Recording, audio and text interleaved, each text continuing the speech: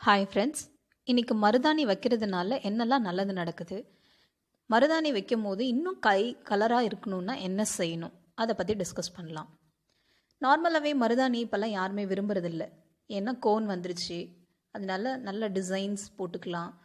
நல்லா பார்க்குறதுக்கு நல்ல அழகாக இருக்கும். அப்படி தான் நம்ம பார்க்குறோமே தவிர அதில் இருக்கிற விபரீதங்கள் யாருக்குமே தெரியறது கிடையாது. நம்ம மெகந்தின்னு போனோம், கோன் வாங்குகிறோம் அப்படின்னா அந்த கோனில் எவ்வளோ கெமிக்கல்ஸ் இருக்குன்றது நமக்கு தெரியாது. நிறைய பேர் வீடியோஸ் பார்த்துருப்பீங்க.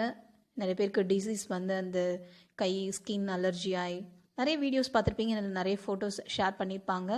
இருந்தாலும் நம்மளால் அவாய்ட் பண்ண முடியாத அளவுக்கு இருக்கும்.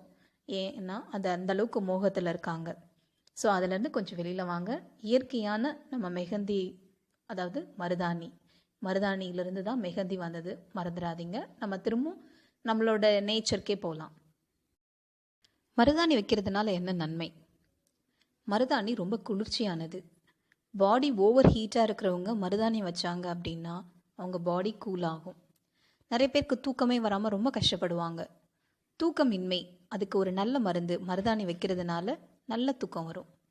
மனக்குழப்பத்தில் இருக்கிறவங்க அதிலிருந்து வெளியில் வரணும் அப்படின்னா மருதாணி வச்சிங்கன்னா அந்த மனக்குழப்பமெல்லாம் நீங்கும்.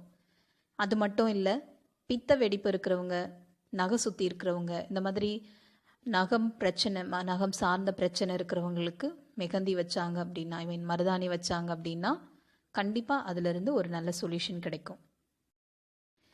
நம்ம பாரம்பரியத்தில் மருதாணி பற்றின ஒரு இன்ஃபர்மேஷன், ஒரு இன்ட்ரெஸ்டிங் ஃபேக்ட் சொல்லலாம்னு நினைக்கிறேன். அதை ஷேர் பண்ணுறதுல எனக்கு ரொம்ப சந்தோஷமும் கூட.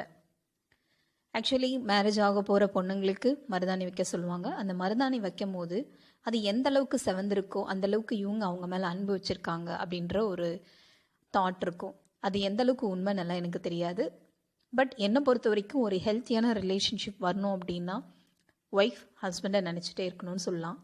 ஸோ அந்த மாதிரி ஹஸ்பண்டை நினச்சிட்டே இருக்கிறதுக்கு இன்னும் ஒரு நல்ல வாய்ப்பு என்னென்னா, மருதாணி வைக்கும் போது அவரை நினச்சிட்டு வைக்கிறது. ஸோ அவரை நினச்சிட்டு வைக்கும் போது அவங்களுக்குள்ள இருக்கிற ஒரு பாண்ட் இன்னும் இன்க்ரீஸ் ஆகும். ஒரு நல்ல ஹெல்த்தியான ஒரு ரிலேஷன்ஷிப் கிடைக்கும். ப்ளஸ் அவரை பற்றின ஒரு நல்ல பாசிட்டிவ் தாட்ஸ் வரும். ஸோ இது எல்லாமே இன்னும் அவங்களுக்குள்ள இருக்கிற அன்னோன்யத்தை இன்னும் இன்க்ரீஸ் பண்ணுன்றது என்னோட ஒப்பீனியன். ஸோ அந்த காலத்தில் பாரம்பரியமாக வரும்போது ஒய்ஃப் மருதாணி வைக்கிறாங்க அப்படின்னா ஹஸ்பண்டை நினச்சி வைக்கணும் அப்படின்னு சொல்லுவாங்க.